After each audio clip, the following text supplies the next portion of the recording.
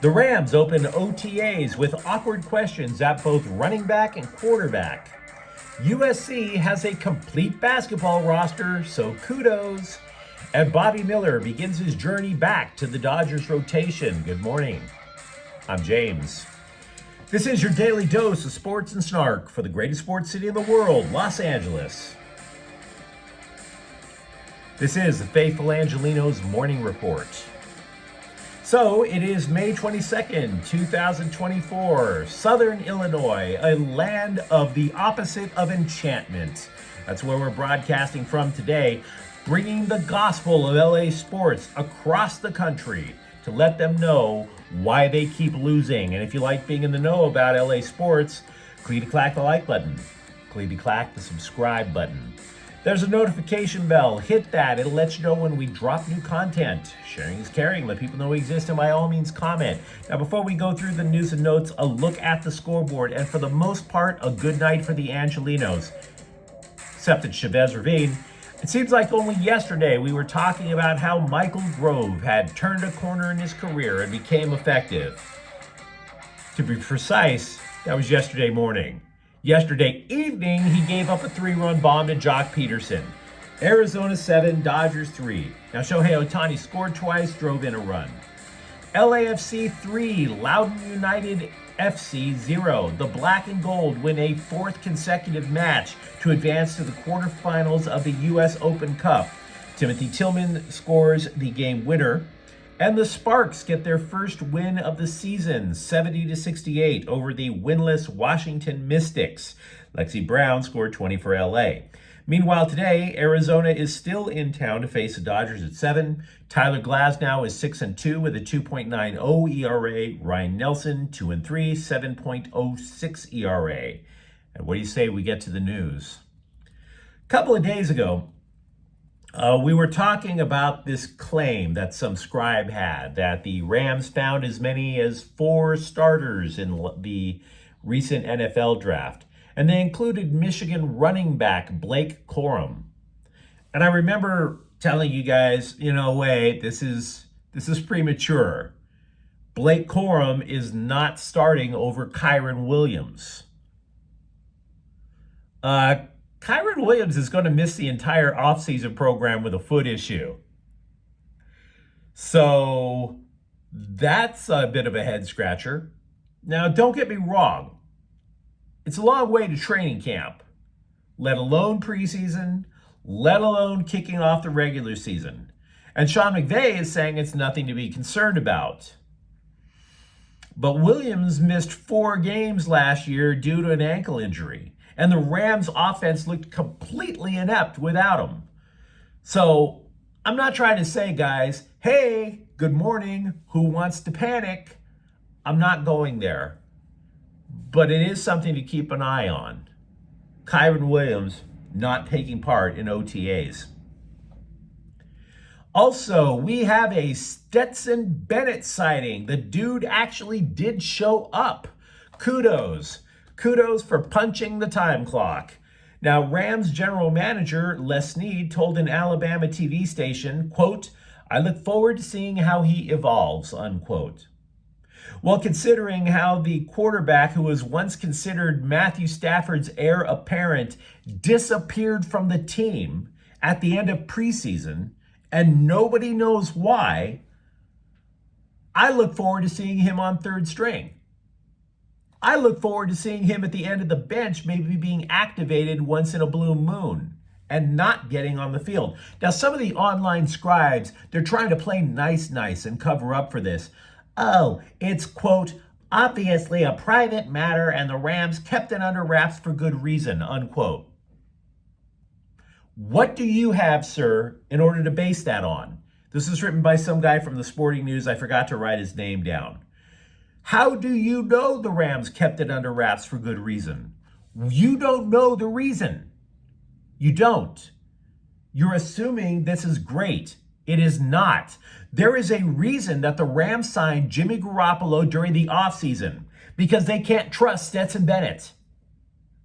Stetson Bennett has to re-earn trust, period. There are a lot of football coaches. Actually, it's more than just football coaches. There are a lot of coaches in every single sport who will tell you that the number one thing that they want out of a player, even more so than talent, is to be available. If you are a terrific talent and you're injury prone, you're not available. If you have talent and you just leave and you don't tell anybody why, or you tell somebody why and everybody keeps it on the hush hush, does that suggest that this is a reliable person? At quarterback, the most important position on the football field, do you want somebody you can't trust there? Of course not. Meanwhile, regarding quarterbacks who do what they can to stay on the field, Matthew Stafford was at OTAs. He passed 11 for 11, completed every pass in Rams OTAs. Now, this is according to the LA Times. However, in regards to Stafford's request for a new contract, the quarterback was not made available to reporters, and the Rams played it close to the chest. And I want to be honest with you. The NFL is about micromanagement. Oh my God, the NFL Combine, so important. The draft, so important. The schedule release, so important, when it's obviously not. I am not quite sure how important OTAs actually are. But if your 1,000-yard rusher is falling behind because of a foot issue, and your quarterback, if he winds up getting upset over his contract and skips a day or two of training camp, that could be an issue. So unlike the Chargers, where everybody is trying to make this big impression on Jim Harbaugh, over at the Rams, you have two critical positions with a little bit of turbulence. I'm not trying to say their season is toast. I'm trying to say it's something to keep an eye on. The USC basketball roster is complete, which is good. But better than UCLA? I damn sure can't tell you that. I have no idea how good this team actually is. But the entire locker room, after Andy Enfield left to go to SMU, that locker room emptied like an orgy when the cops show up. So the Trojans and new coach Eric Musselman needed to fill in those blanks with haste. So Kevin Patton Jr. is coming from the University of San Diego. He is the 13th scholarship player. He was originally from a high school in Temecula. He is a 6'8" forward. He was a 3-star prospect back in the day. Now, with UCLA, when they rebuilt through the transfer portal, I could make a stab at what the lineup would have been for them. But I can't say that for USC. I can only give you the most general observations. First of all, they're short. The tallest players are 6'8". There's no true center. So, rebounding might be an issue. Secondly, and I admit that I only know this from what I have read from analysts, I don't know if it's accurate, but they were saying playmaking guard is apparently a problem. This was before they added Patton, and of course, as we mentioned earlier, Patton is forward. If the roster is filled, therefore playmaking guard is still potentially an issue with the Trojans. Also with Trojans basketball, Isaiah Collier interviewed with the Chicago Bulls, which makes a lot of sense. I've seen Collier linked with Chicago in quite a few mock drafts.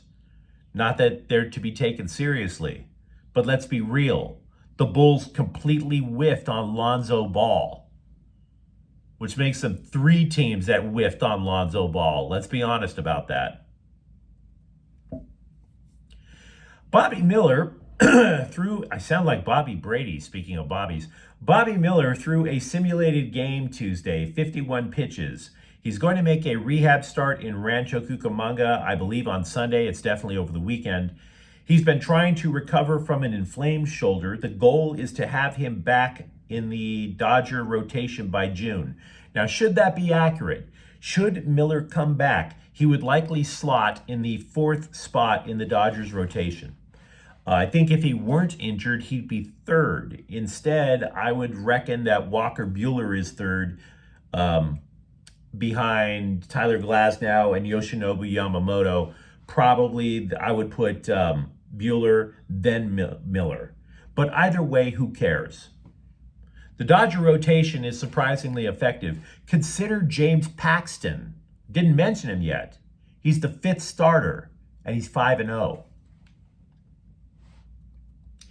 If you are looking for milestones in Yoshinobu Yamamoto's adjustment to baseball in the United States, he did go for 100 pitches in his winning performance against Arizona. It's the first time he pitched 100 in a game over here. Now, the bad news, it was driven up the middle for an RBI, and Dave Roberts ran out there with the hook. But I will say this. We all were concerned after Yamamoto was getting pushed around in spring training, and he had that disastrous game in Seoul, Korea. Yamamoto's ERA since Seoul, Korea is 2.38. So the Dodgers, as crazy as it sounds, because that's a lot of money that they gave him, so far they're getting what they paid for. Absolutely. ESPN decided to update its college football top 25 after spring practices have finished, and they boosted USC up to 25. They weren't in the rankings before. The thing is, though, the scribe who created these faux rankings described what the Trojans have, but he did nothing to explain why USC should return to their top 25. There's no justification. Nothing like, oh my God, I saw so much out of Miller Moss, and the Trojans are going to keep going as if Caleb Williams never left. Nothing like that. Nothing like, you know what? I've seen USC's football practice, and yeah, they're taking it baby steps, but I can see something developing here. Nothing like that. They just listed all the changes and just said, yeah, they're 25th. Basically, the dude dropped Louisville, Kentucky, and Texas A&M out of his top 25 and then subbed in a college football blue blood, USC. So I tell you this so that you do not pop your collar too much. I am a USC football fan. But the scribes clearly do not have a lot of faith in USC yet. They're going on reputation alone. For the Trojans to be in the top 25 for real, as opposed to these fake top 25s by ESPN, they're going to have to go out and earn it. And Lincoln Riley's no fool. He knows that too. But you let me know what you think in the comments thread. Are you concerned about how the Rams have opened up OTAs? Am I being too pessimistic on USC basketball? What do you see about the new look Trojans? And if you enjoy the content, don't forget to subscribe to Faithful Angelenos. We're talking LA sports every single day. Thank you for watching. I'm James. We'll be back tomorrow. Faithful Angelenos is a Kian Corte El Queso production. Take care.